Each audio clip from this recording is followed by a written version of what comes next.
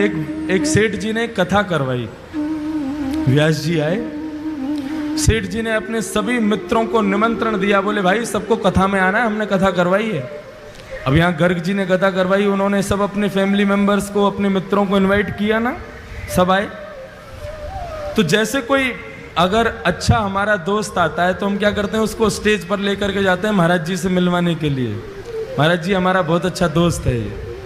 ऐसे ही वो सेठ जी ने कथा करवाई तो उनका एक दोस्त आया, अपने दोस्त को लेकर के ऊपर मंच पर गए और मंच पर जाकर के महाराज जी से मिलवाया। और वो दोस्त जो था वो कभी भजन वजन नहीं करता था, लेकिन अपने दोस्त के कहने पर वो आ गया था कथा में।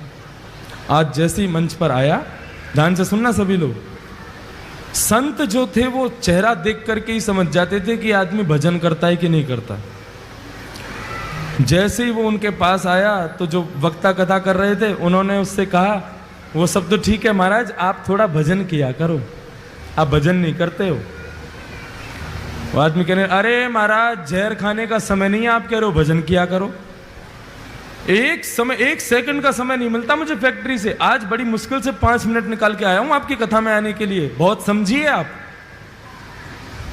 संत बोले, अच्छा तुम यदि भजन करोगे ना तो तुम्हारी जो बिजनेस है ना वो 10 गुना ज्यादा तीव्र गति से कमाई करवाएगा तुम्हारा, देख लेना। अब जिसको अपनी बिजनेस की पड़ी रहती है और बढ़े, और उसको तो उपाय चाहिए कैसे भी बढ़े।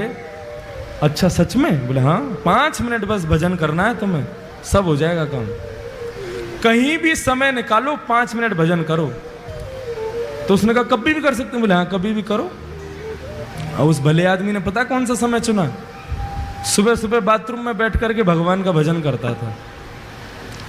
बाथरूम में बैठे बैठे सीताराम सीताराम सीताराम कहिए, जाहि विधि राखे राम ताहि विधि रहिए। सीताराम सीताराम सीताराम कहिए, जाहि विधि राखे राम ताहि विधि रहिए। ओ सीताराम सीताराम सीताराम कहिए, जाहि विधि राखे राम ताहि विधि रहिए। सीताराम सीताराम सीताराम कहिए, जाहि विधि राखे राम ताहि विधि रहिए। सीताराम सीताराम सीताराम कहिए, जाहि विधि राखे राम ताहि विधि रहिए। सीताराम सीताराम सीताराम कहिए, जाहि विधि राखे राम ताहि विधि रहिए। बाथरूम में बैठा बैठा वहीं गाता था। पेट भी साफ हो रहा है, मन भी साफ हो रहा है, दोनों एक साथ हो रहे। हनुमान जी का एक नियम है, जहां कहीं भी भगवान के भजन कीर्तन चलते हैं, प्रभु चरित्र सुनवे को रसेरा, प्रभु चरित्र सुनवे को रसेरा। ओ प्रभु चरित्र सुनवे को रसेरा। ओ प्रभु चरित्र सुनवे को रसेरा।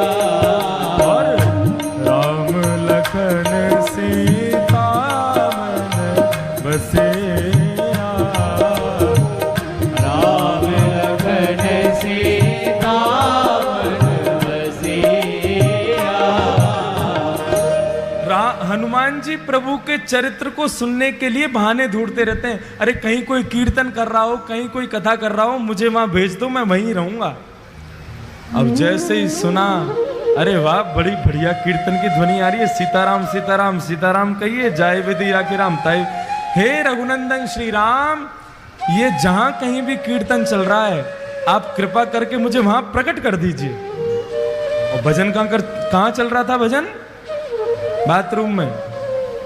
हनुमान जी महाराज ने आंख बंद की और जैसे ही पहुंचे,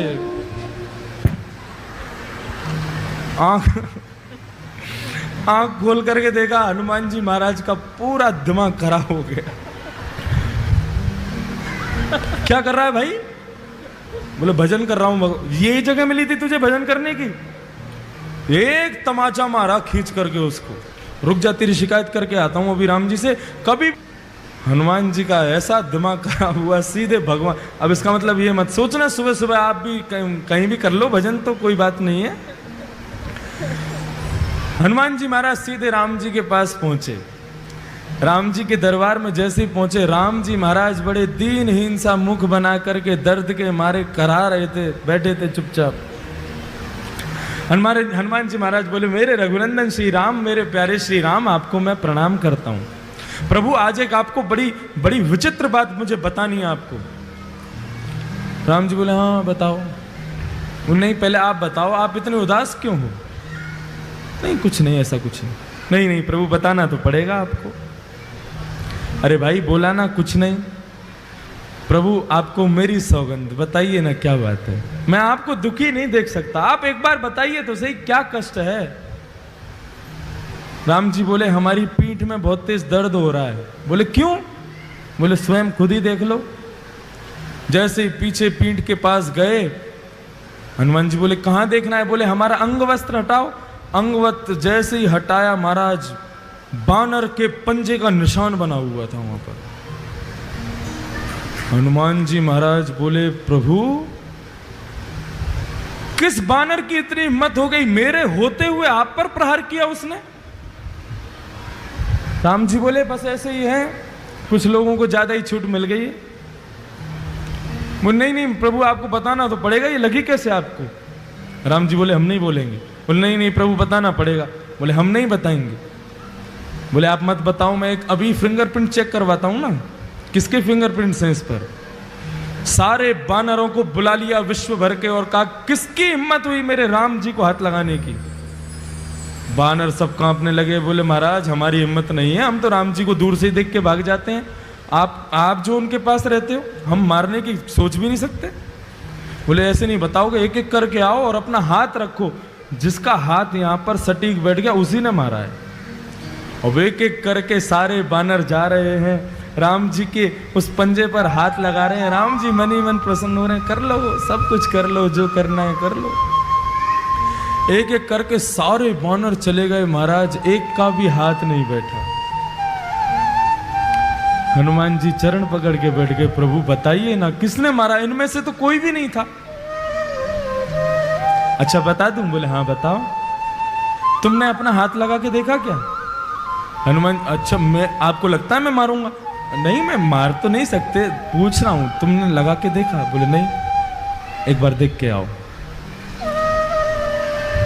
हनुमान जी महाराज पीछे गए, घबराने लगे, कांपने लगे। बोले मैं हाथ कैसे लगाऊं? और जैसे जैसे हाथ पास आता जावे वो वैसे वैसे मैच होता जावे। और जैसे ही रखा बिल्कुल उसी शेप का था जिस शेप का हनुमान जी का हाथ। हनुमान जी रोने लगे, प्रभु मुझसे ये अपराध कैसे हो गया? तब राम जी कह रहे हैं कि भक्त भक्ति भगवंत गुरु, चतुर नाम वपुए,